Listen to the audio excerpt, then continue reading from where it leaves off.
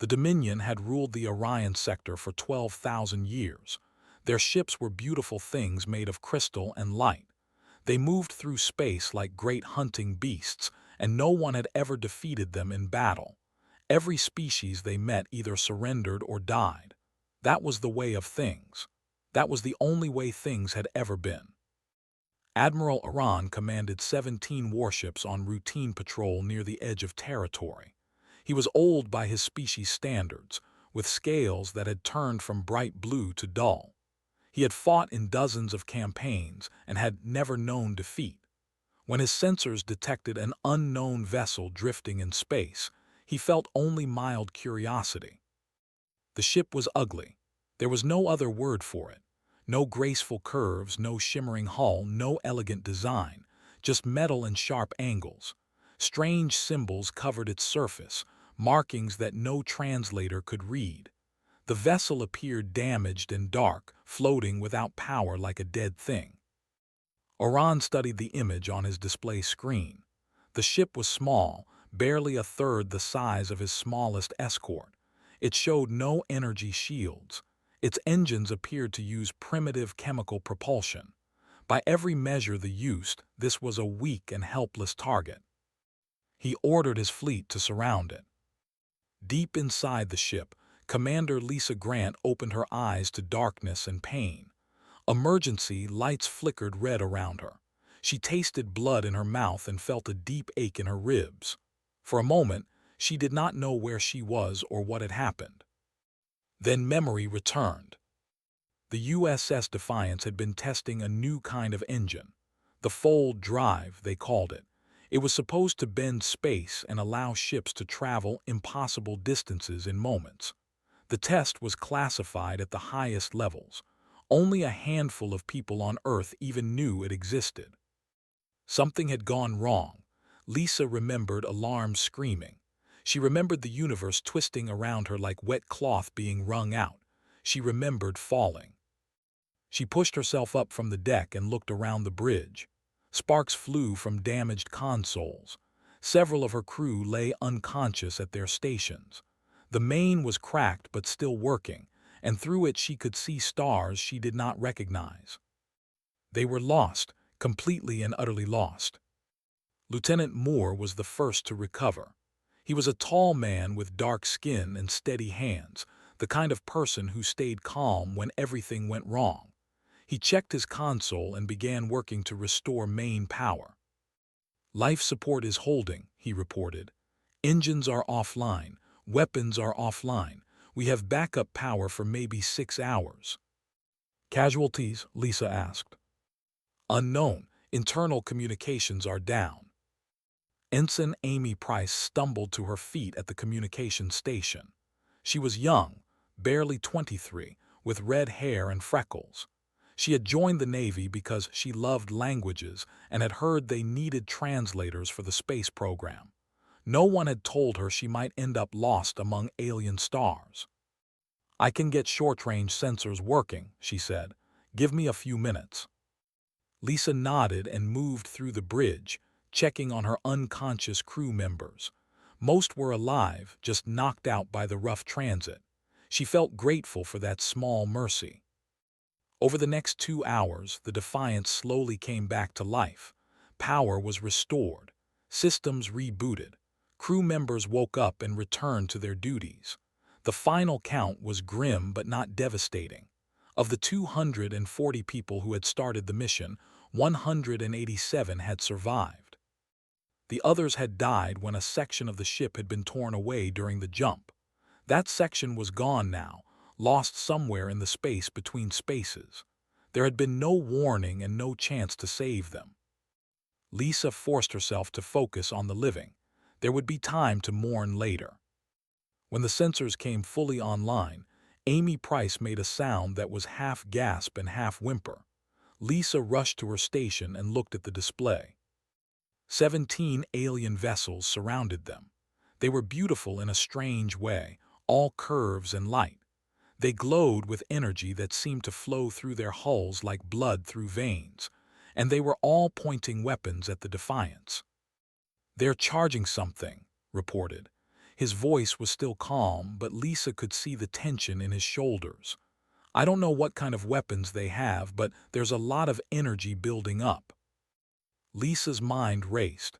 They were damaged, outnumbered, and surrounded by unknown aliens. Standard protocol said to attempt communication first. She turned to Amy. "Can you send a message?" "I can try. I don't know if they'll understand us." "Do it." Amy worked her console quickly. She broadcast on every frequency she could reach, using every language database the ship carried. The message was simple: "We come in peace. We mean no harm. Please respond." For a long moment, nothing happened. Then the alien ships broadcast their reply. The message was in a language no human had ever heard, but the meaning was clear enough. The aliens sent images along with their words. Images of other ships surrendering. Images of entire worlds kneeling before the Crystal Fleet. Images of what happened to those who refused. Slavery, destruction, death. "They want us to surrender," Amy said quietly. "They want us to turn off our weapons and let them board us." Lisa looked at the images. She saw species she could not name bowing down before their conquerors. She saw cities burning. She saw chains and cages and things that made her stomach turn. "No," she said. Looked at her, "Commander. We're not surrendering to slavers." Lisa's voice was hard and cold. "Get our weapons online, all of them. We're outnumbered 17-1. Our shields are down. We don't even know if our weapons will work against them. Then we'll find out." The Defiance had been built for exploration, but it was still a warship. Humanity had learned long ago that the universe was dangerous, and they built their ships accordingly. The vessel carried that could accelerate metal slugs to 15% of the speed of light. It carried nuclear missiles. It carried point defense systems designed to shoot down incoming projectiles. Against enemies with energy shields, these weapons were considered old-fashioned. Earth's military had been developing energy weapons of their own, but the Defiance was an experimental ship, and it carried the old weapons alongside the new. Brought the systems online, the hummed with power, the missile tubes loaded, the targeting computers woke from their electronic sleep. Admiral Iran watched the alien vessel with growing impatience. These primitives were taking too long to surrender. He ordered a warning shot, a single beam of concentrated energy that would pass close to their hull and demonstrate power. The beam lanced through space, bright and beautiful. The human ship moved. Iran's tactical officer made a choking sound. The alien vessel had changed direction faster than any ship should be able to move. One moment it was in the beam's path. The next moment it was not, and then it fired back. 3 warships, each crewed by over 1,000 soldiers, vanished in nuclear fire. Iran stared at the expanding clouds of debris that had been his finest escorts. His mind could not process what he was seeing. No one had ever destroyed ships so easily. No one had ever moved so fast. No one had ever fought back. He opened a channel to his remaining ships and gave the only order that made sense to him. "All ships fire at once. Destroy the enemy." 14 warships opened fire together. Beams of energy converged on the spot where the human ship had been. But the Defiance was already gone, dancing through space with impossible grace. And its weapons spoke again and again, each shot finding its target with terrible precision. The battle lasted 4 minutes. When it was over, Commander Lisa Grant stood on her bridge surrounded by exhausted crew members. 17 alien warships had attacked them. 0 remained. The Defiance had won its first battle, but as Lisa looked at the debris fields spreading through space, she knew this was only the beginning. Somewhere out there, more aliens would come, and they would want revenge. She turned to her crew and spoke the words that would define their future. "Find out where we are, find out who we just killed, and find out how many more of them are coming." The answers, when they came, would change everything. Word traveled fast through the galaxy. They had communication networks that could send messages across hundreds of light years in moments. Within hours of the battle, every major power knew that something impossible had happened. A single unknown ship had destroyed an entire patrol fleet.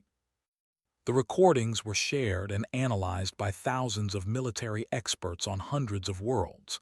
They watched the ship move in ways that should not be possible.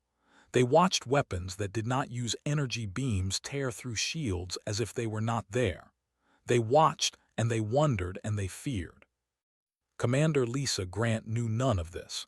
She was too busy trying to understand where her ship had ended up and how to keep her crew alive. The days after the battle were filled with hard work. The Defiance needed repairs. Damaged systems had to be fixed. The wounded had to be treated. And somehow they had to figure out where they were. Ensign Amy Price worked around the clock on the translation problem. She had salvaged computer cores from the destroyed alien ships, and she was slowly picking apart their language. It was not like anything she had studied. The grammar was strange. The concepts were stranger, but Amy was gifted with languages, and piece by piece, she began to understand. Lieutenant Moore focused on the tactical situation. He studied the alien weapons and shields, trying to understand why human weapons had been so effective. Their shields are designed to absorb energy, he explained to Lisa during one of their briefings. Lasers, plasma beams, particle weapons. They've had thousands of years to perfect those defenses, but our don't use energy. We're throwing chunks of metal at them really fast. And they can't stop that. They never needed to. Nobody here uses kinetic weapons. It's like bringing a knife to a gunfight, except we're the ones with the knife and they've never seen a knife before. Lisa nodded slowly. It made a strange kind of sense. Humanity had developed along a different path than these aliens. While they perfected energy shields, humans perfected the art of throwing things very hard. On the third day after the battle, Amy finally cracked the alien language well enough to access their historical databases. What she found was disturbing. The Dominion had ruled this region of space for 12,000 years. They had conquered over 300 species. Some had been enslaved. Others had been destroyed entirely. They believed they were the rightful masters of all life, and they had never encountered anyone who could challenge that belief. Until now. There are other powers, Amy reported. The Collective, the Union, the Sovereign Hive. At least 12 major empires, all fighting over territory and resources, and all of them use energy weapons and energy shields. All of them, Lisa asked. Every single one. Kinetic weapons are considered primitive. Nobody has used them in serious warfare for thousands of years. Lisa sat back and considered this information. One ship, 187 crew members, and they had weapons that no one in this galaxy could defend against. It was terrifying. It was also, she realized, their only advantage. The Collective was the first to make contact. Their diplomatic vessel arrived 5 days after the battle, broadcasting messages of peace and friendship. Lisa agreed to meet with their ambassador but kept her weapons ready. Ambassador was not humanoid. His species had evolved from something like a giant caterpillar, with a segmented body and dozens of small legs. He communicated through pheromones that his translator device converted into spoken words. The meeting took place in a cargo bay that the crew had hastily converted into a conference room. Lisa sat on one side of a metal table, coiled his body on the other. "You have caused quite a stir," the ambassador said.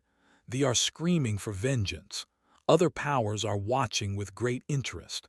Everyone wants to know who you are and where you came from." "We're human," Lisa said simply. "We come from a planet called Earth very far from here. We didn't mean to arrive in your space. It was an accident. An accident that destroyed 17 warships. They attacked us first." Made a sound that might have been laughter. "Yes, that is the way. They assume all unknown species will bow before them. They have never been wrong before," He paused. Until now. The negotiations lasted several hours. Lisa learned that the collective was a trading nation, more interested in profit than conquest. They offered supplies and star charts in exchange for a simple promise. Humanity would not attack ships or territories. It was a reasonable deal, and Lisa accepted it. But even as she shook hands with the alien ambassador, she knew that peace would not last. They were coming, and they would bring everything they had. 2 weeks after the first battle, long-range sensors detected a massive fleet approaching. 73 capital ships, over 200 escorts, enough firepower to destroy a planet. The home fleet had been mobilized. They called it a punitive expedition. They intended to find the alien vessel that had humiliated them and turn it into dust. Ran the numbers and did not like what he found. We have enough ammunition for maybe 30 engagements. After that, we're out. Then we don't fight their fleet, Lisa decided. We fight their empire. She had studied human military history. She knew about guerrilla warfare, about striking where the enemy was weak and running before they could respond. They expected a traditional battle. They would not get one. The Defiance began a campaign of targeted destruction. They struck shipyards where new vessels were being built. They destroyed communication relays that coordinated fleet movements. They hit fuel depots and supply convoys and anything else that kept the war machine running. Every time the main fleet tried to catch them, they were already gone. Every time they thought they knew where the humans were, they were wrong.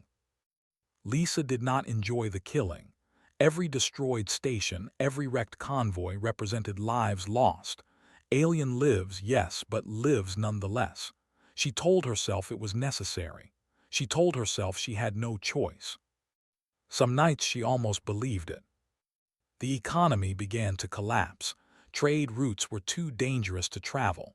Border worlds stopped sending tribute. Governors who had once been loyal started looking for new masters. Other powers watched and learned. The Union, a nation of machine intelligences, sent observers to study human tactics. The Sovereign Hive, a species of pack hunters with a rigid caste system, began quietly building kinetic weapons of their own. Grand Admiral Hun of the Sovereign Hive was perhaps the first alien to truly understand what humanity represented. He was old and with fur and eyes that had seen countless battles. The humans are not fighting a war, he told his advisors.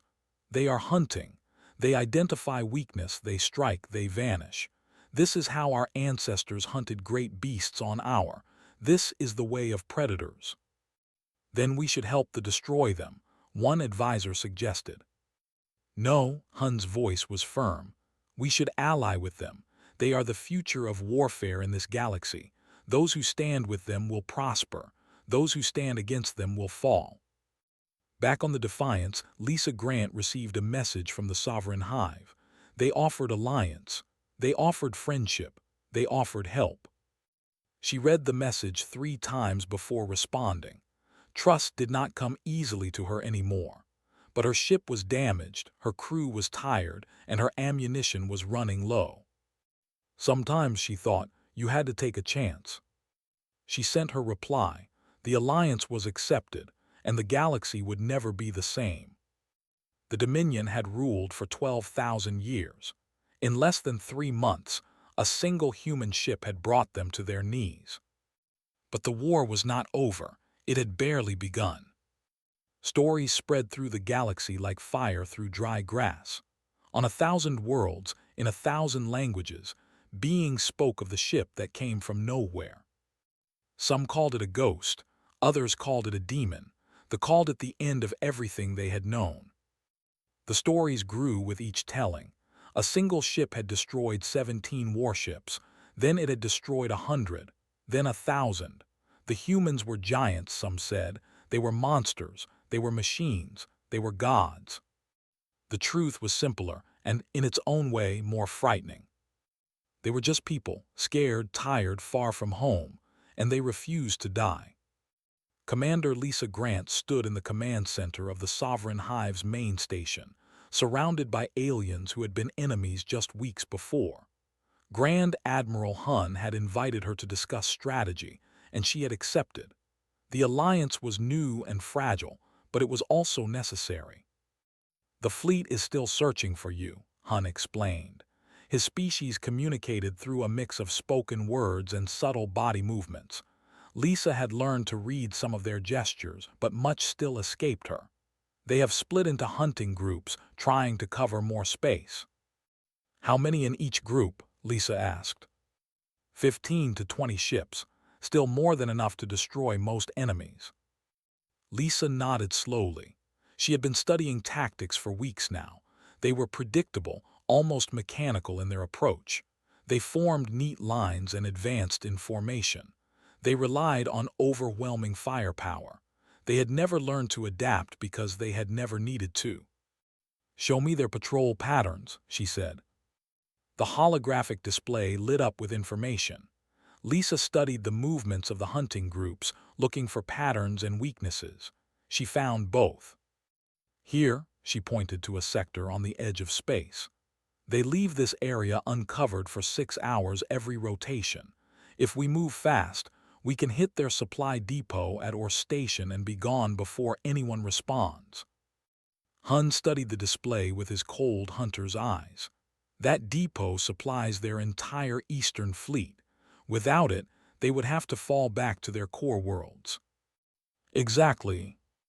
The Grand Admiral made a sound that Lisa had learned was the hive equivalent of a smile. "You think like a predator, Commander Grant. My people are impressed." "I think like someone who wants to survive." The attack on our station was planned with careful precision. The Defiance would strike alone. The Sovereign Hive would provide intelligence and a safe route of escape.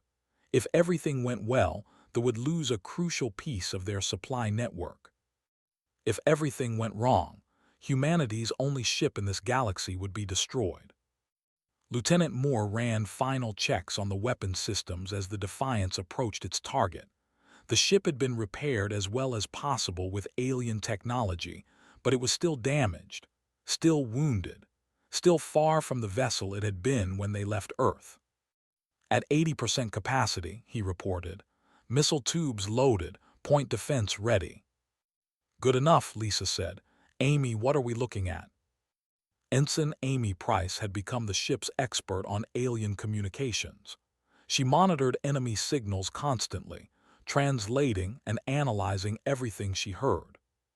6 patrol ships guarding the station," she said. "Standard cruisers. They haven't detected us yet." "Keep it that way. Take us in slow." The Defiance crept through space like a shark approaching its prey. Humans had been hunters long before they were builders. That instinct had never gone away. At precisely the right moment, Lisa gave the order. "Open fire." The spoke, metal slugs traveling at impossible speeds, crossed the distance between the Defiance and its targets in the time it took to blink. The first cruiser exploded before its crew even knew they were under attack. The second followed moments later. The remaining 4 ships tried to respond. They were well-trained soldiers following proper procedures. They formed a defensive line. They raised their shields. They charged their weapons. None of it mattered. The Defiance danced through their formation, never staying in one place long enough to be targeted. Human reaction times were faster than the aliens expected. Human weapons ignored their shields completely. In less than 2 minutes, all 6 patrol ships were debris. Was already targeting the station itself. Weapon emplacements destroyed, shields down, they're evacuating. Lisa watched the escape pods launching from the dying station. Part of her felt relief that some of the aliens would survive. Another part, the cold, tactical part, noted that survivors would spread fear. "Hit the fuel storage," she ordered, "then we leave." The missiles struck true. The station's fuel reserves ignited in a chain reaction that turned the entire structure into a brief new star. Centuries of accumulated supplies vanished in seconds. The Defiance was gone before the light faded. Word of the attack reached high command within hours. The Emperor himself demanded answers. His admirals had none to give. "We cannot catch them," the fleet commander admitted. "Every time we get close, they vanish. Every time we think we have trapped them, they escape. Our soldiers are afraid to patrol alone. Our merchants are afraid to travel. Our people are losing faith." The Emperor's response was to execute the fleet commander and promote another. It did not help. Meanwhile, the alliance between humanity and the sovereign hive grew stronger. Hun provided the Defiance with better supplies and repairs. Lisa shared human tactical knowledge in return. Other powers took notice. The Union, beings of living metal and digital thought, sent their own diplomatic mission. They were curious about human technology, especially the fold drive that had brought the Defiance to this galaxy. "Your engine bends space in ways we do not understand," the ambassador said. It was a tall figure of silver and bronze, its face a smooth mask with glowing eyes. "We would like to study it." "It's broken," Lisa admitted. "The jump that brought us here damaged it badly. Perhaps we can help repair it, in exchange for certain considerations." Lisa hesitated. They were asking for access to humanity's most advanced technology, but they were also offering something precious: a way home. She thought of Earth. She thought of her daughter Emma growing up without her mother. She thought of the crew members who had families waiting for them. "What kind of considerations?" she asked. The negotiations took weeks. In the end, Lisa agreed to share some of humanity's weapons technology. Not everything, not the most dangerous secrets, but enough to satisfy this curiosity. In return, the machine beings sent their finest engineers to study the damaged fold drive. They could not understand all of it. Human science had developed along paths that even artificial intelligences found strange, but they could help rebuild what was broken. Hope returned to the Defiance. For the first time since their arrival, the crew believed they might see home again. But hope was a fragile thing, and the war was not over. They had finally learned from their defeats. They had begun building kinetic weapons of their own, copying the designs they had recovered from destroyed human missiles. Their scientists worked day and night, racing to close the gap. Lisa received this intelligence from Hive spies and felt something cold settle in her chest. Their advantage was temporary. Every day they waited was a day their enemies grew stronger. "We need to end this," she told her senior officers, "before they catch up to us." "How?" asked. "We can't destroy their entire empire with one ship." "No, but we can make them sue for peace." Lisa pulled up a star map on the display. Their capital. We hit it hard enough, they'll have no choice but to negotiate." The room fell silent. What Lisa was proposing was insane, suicidal, that would be defended by hundreds of ships. But they also knew she was right. If they did not end this war soon, it would end them. Amy spoke first. "I'm with you, Commander." Nodded same. One by one, the others agreed. They had followed Lisa Grant through impossible odds before. They would follow her again. The Defiance set course for the heart of the enemy empire, and the galaxy held its breath. The journey to the took 12 days. 12 days of tension and fear and quiet preparation. 12 days of knowing that death waited at the end of the road. Commander Lisa Grant spent most of those days alone in her quarters, planning and worrying and trying not to think about what she had become. Before the accident, she had been an explorer, a scientist in uniform. The Defiance was supposed to test new technology, not fight wars. Now she commanded the most feared warship in the galaxy. Now her name was spoken with terror on 100 worlds. She kept a photo of her daughter Emma on her desk. The girl had been 5 when Lisa left Earth. She would be 6 now, maybe 7. Lisa did not know how long they had been gone. Time moved strangely when you traveled between stars. In the photo, Emma was smiling, holding a stuffed bear that she had named Captain Fluffy. She had her father's eyes and her mother's stubborn chin. Lisa wondered if she would ever see that smile again.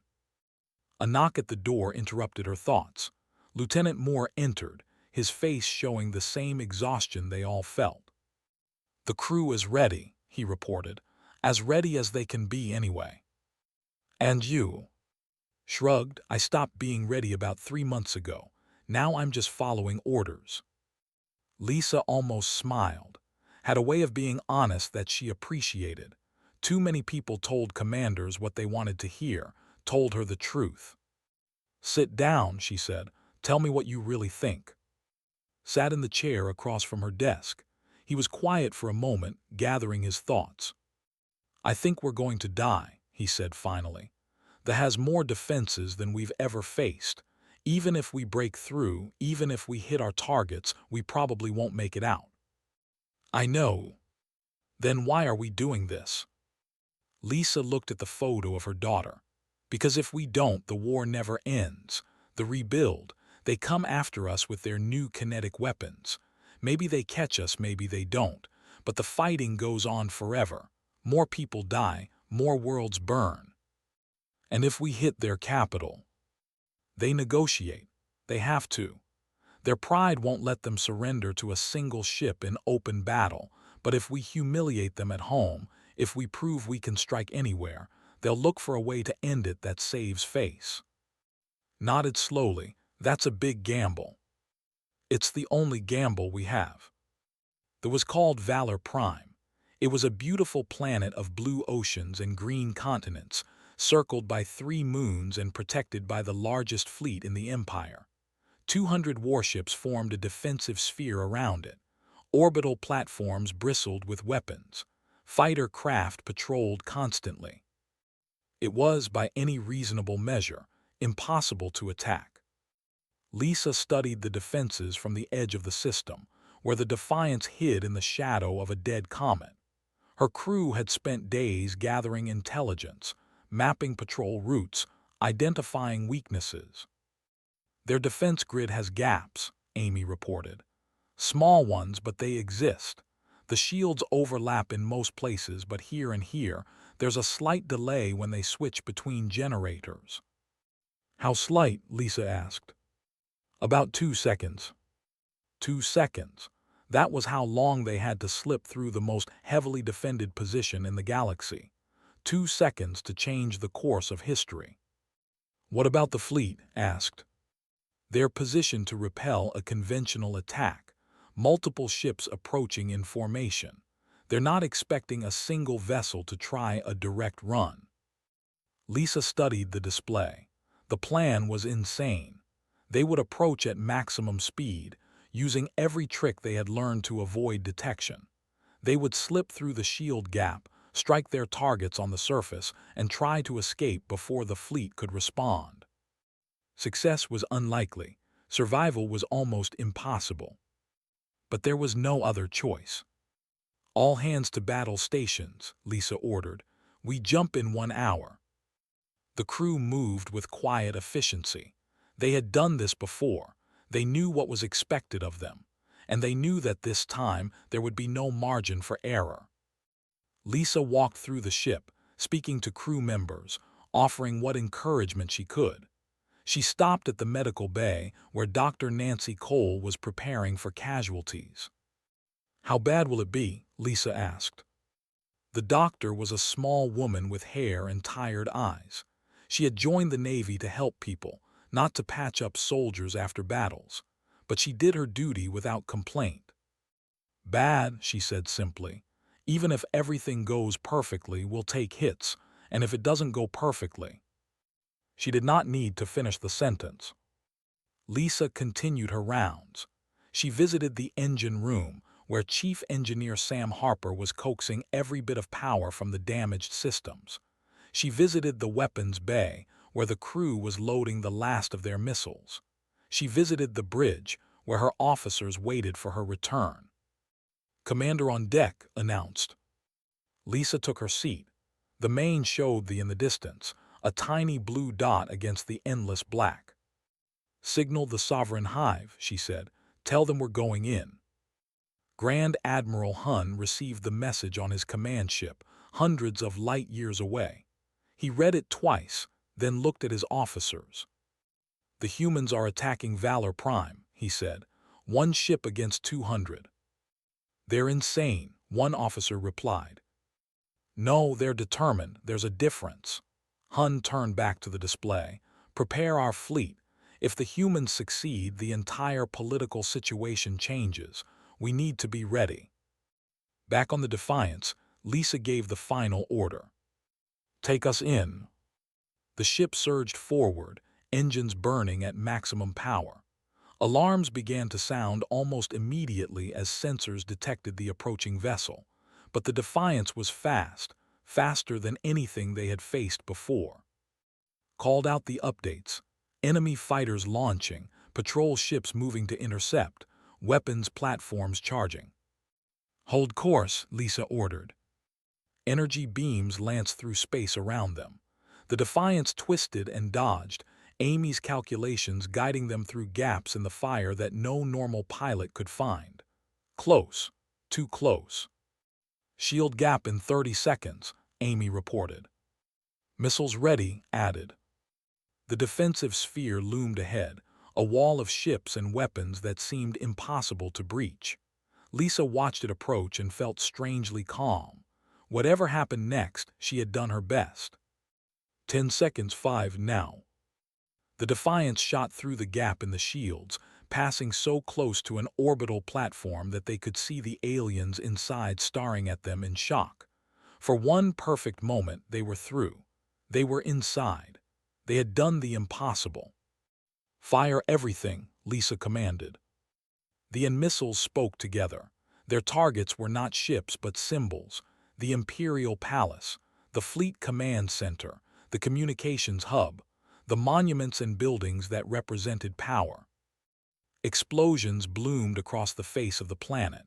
The Imperial Palace, home to 12,000 years of emperors, collapsed into rubble. Fleet Command went dark, its computers destroyed.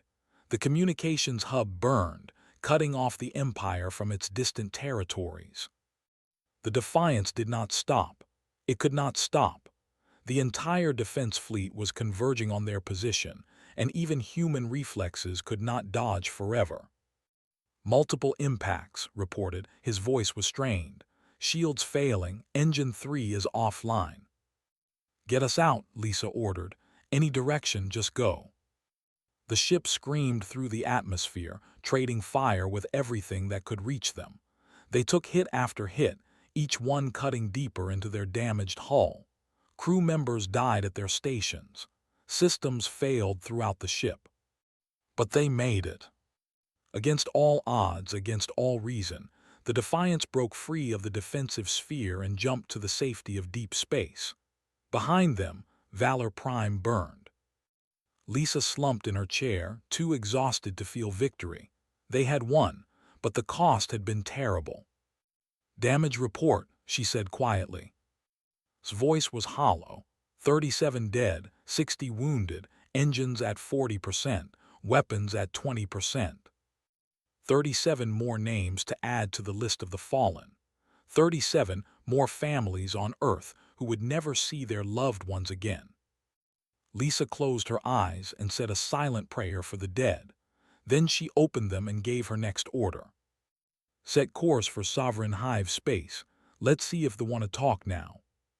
They did. 2 days later, the first surrender message arrived. The Empire, undefeated for 12,000 years, asked for peace.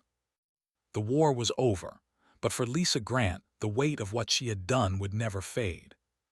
1 year after the USS Defiance arrived in alien space, the galaxy had changed forever. The Dominion was gone, not destroyed but broken into pieces. 12 successor states had formed from its ruins, each claiming to be the true heir to the old empire. They fought among themselves now, too weak to threaten anyone else. The Sovereign Hive had become the dominant power in the region. Their alliance with humanity had given them political strength that centuries of war could not have achieved. Grand Admiral Hun was celebrated as the greatest leader in his people's history. and the humans had become a legend. On every world in every language, stories were told about the ship and its impossible crew.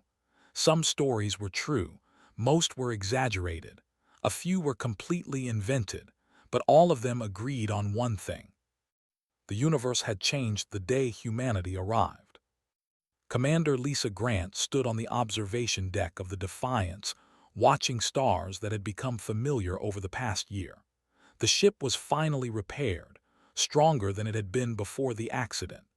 Engineers had worked alongside human crew members to rebuild systems and improve designs. The fold drive was ready. After months of work, they could finally go home. But first, there was one more thing to do. The peace treaty signing was held on a neutral station provided by the collective. Representatives from every major power attended. Successor states sent their new leaders. The Union sent their most advanced diplomats. The Sovereign Hive sent Hun himself.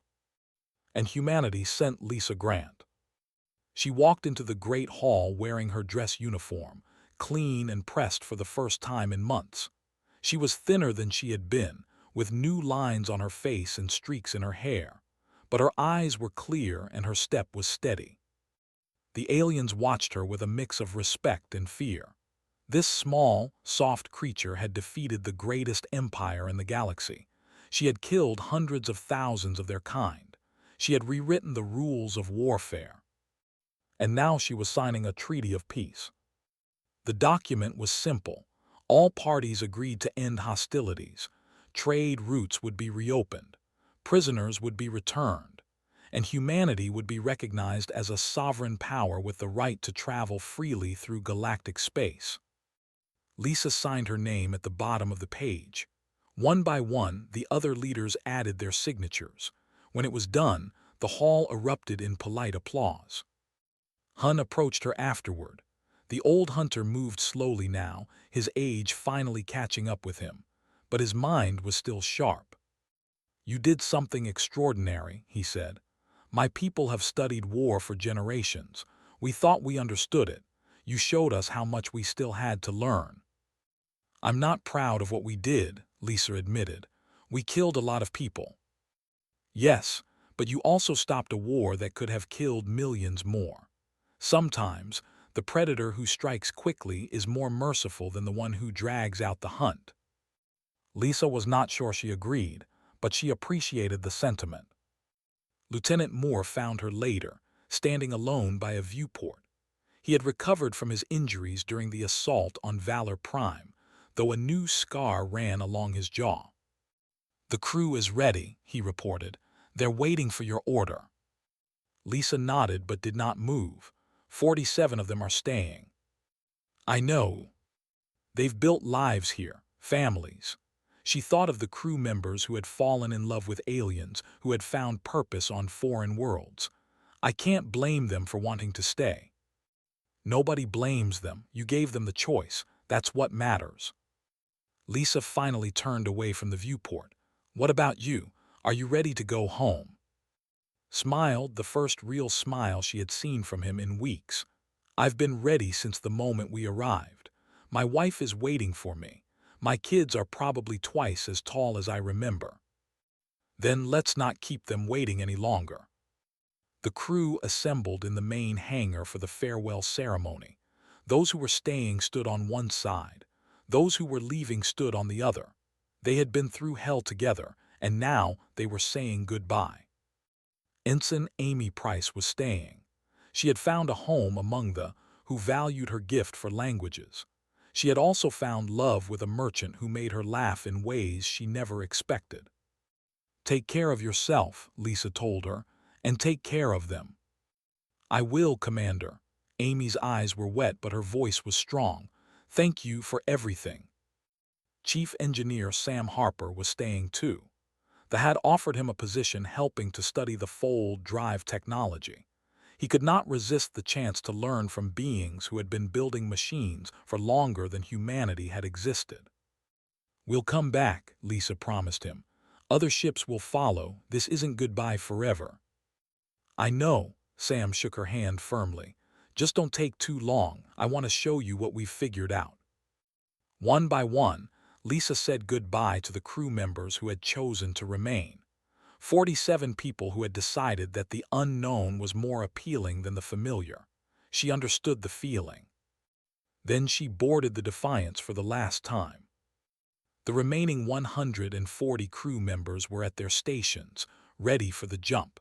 They had been gone for over a year. Some of them had lost hope of ever returning. Now they were finally going home. Lisa took her seat and looked at the main.